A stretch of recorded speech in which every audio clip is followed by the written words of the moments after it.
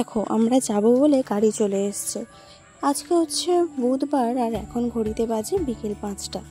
4টের সময় রেডি হতে বলেছিল, সে জায়গায় 5টা বেজে গেছে। কি গাড়ি যাবে মোট 10টা।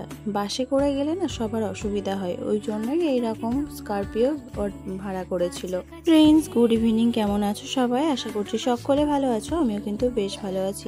এসএম রূপকথা নতুন আরও একটা ঝলমলে ব্লগে তোমাদেরকে সবাইকে ওয়েলকাম জানিয়ে আজকের ব্লগটা স্টার্ট করছি। আই হোপ তোমাদের ভালো লাগবে, সম্পূর্ণটা আমাদের সাথে থেকো। আমাদের বেরোতে বেরোতে সন্ধে হয়ে গেছিল, আর লাইন দিয়ে সব গাড়িগুলো দাঁড়িয়েছিল। তো তারপরে ওখান থেকে বেরিয়ে চলে আসলাম পেট্রোল পাম্পে। এখানে এসেও সব গাড়িগুলো দাঁড়িয়েছিল যে কে কোন রাস্তায় যাবে, আর রাস্তা তো সবাই চেনে না, ওই জন্য। তো চলো এখন জ্যাম ঠেলে ঠেলে এগিয়ে চলেছি বউভাতের জন্য। আমরা যাব বারাসাত থেকে হাওড়া জেলা, ওই যে পাঁচলা রানীহাটি বলে ওই জায়গায়। আর এই কটা দিন যেরকম ভাবে বৃষ্টি হচ্ছে, বেরোনোর ইচ্ছেই থাকে না, তাহলেও বিয়ে বাড়ি যেতে তো হবে।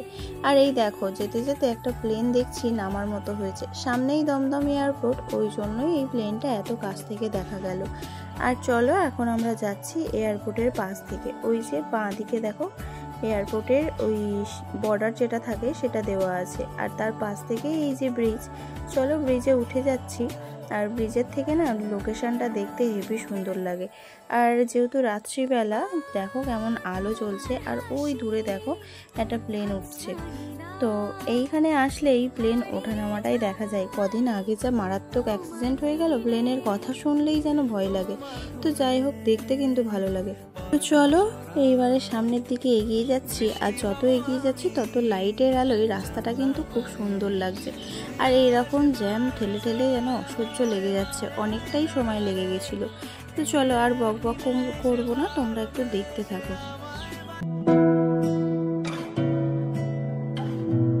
তোমাকে না লেখা চিঠিটা ডাক বাক্সে রাখো কোণে, সাদা খামের না লেখা নাম এঁকেছে তার গানে। তোমাকে না লেখা চিঠিটা ডাক বাক্সে রাখো কোণে, সাদা খামের না লেখা নাম এঁকেছে তার গানে। সেই চিঠি যত লেখা থাকে একা একা, সেই গানের না শোনা সুর আঁকা একা একা, ছুঁয়ে যায় তবু কখন এসে। আলি টোল ট্যাক্স পার করে, আর এই যে দেখো সব গাড়িগুলো একে একে দাঁড়িয়ে আছে।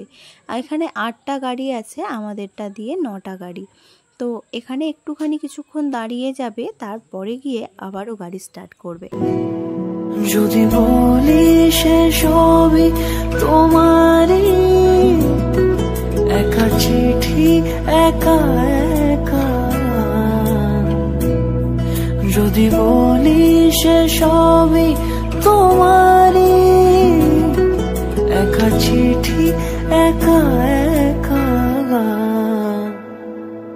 সাইয়া সাইয়া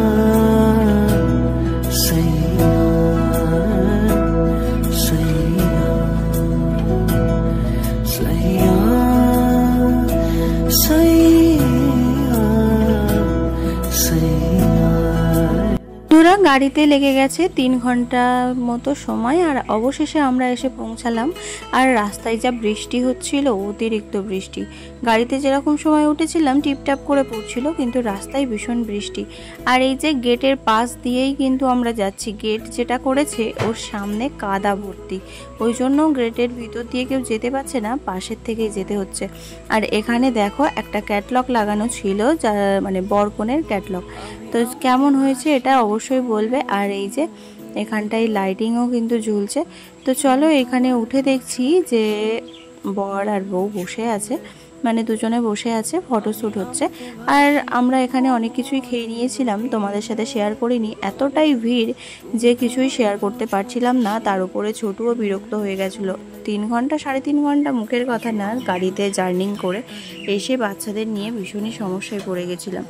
তো এখানে ফুচকা ছিল, কিন্তু ফুচকাটা দিতে পারেনি, কারণ হয়তো বানিয়ে উঠতে পারেনি, এরকম হবে। আর যা বৃষ্টি হচ্ছে, ফুচকা বানাতে গেলে তো একটা মানে লাগে, রোদ্দুরের তাপ লাগে, ওই জন্যই হয়তো পারেনি। তো তারপরে চা, কফি, ফিশ ফ্রাই এইসব ছিল। তো যাই হোক, চলো আমরা কিন্তু খাওয়া দাওয়া করে আর তারপর আবার বাড়িতেও ফিরে এসেছি। এখন 2:03 বাজে, দেখছো 2:03 বাজে। আর ছেলেরা ঘুমিয়ে পড়েছিল, আমিও ঘুমিয়ে পড়েছিলাম। তো শুধু ড্রাইভার আর তোমাদের দাদাভাই জেগেছিল।